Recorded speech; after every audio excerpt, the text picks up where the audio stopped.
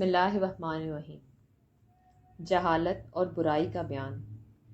سیدنا حذیفہ بن یمان رضی اللہ تعالیٰ عنہ کہتے ہیں کہ لوگ رسول اللہ صلی اللہ علیہ وآلہ وسلم سے اچھی باتوں کے بارے میں پوچھا کرتے تھے اور میں برائیوں کے بارے میں جو آپ صلی اللہ علیہ وآلہ وسلم کے بعد ہونے والی ہیں پوچھا کرتا تھا، اس ڈر سے کہ کہیں میں ان میں نہ پھنس جاؤں۔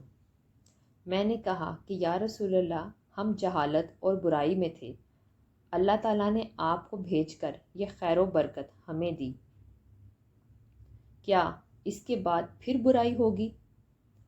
آپ نے فرمایا ہاں۔ میں نے کہا کہ کیا اس برائی کے بعد پھر بھلائی ہوگی؟ آپ نے فرمایا ہاں، اور اس میں دھواں ہوگا۔ میں نے کہا دھواں کیا؟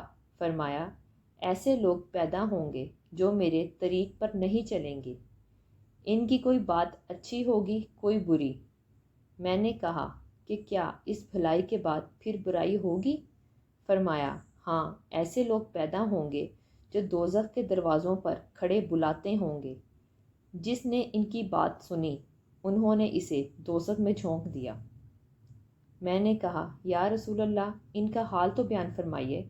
فرمایا وہ ظاہر میں ہماری قوم مسلمان ہوں گے، ہماری زبان بولیں گے۔ میں نے کہا کہ اگر میں یہ دور پاؤں تو آپ مجھے کیا حکم دیتے ہیں؟ فرمایا تو مسلمانوں کی جماعت اور برحق امام کے پیچھے رہ۔ میں نے کہا کہ اگر اس وقت جماعت یا امام نہ ہو تو؟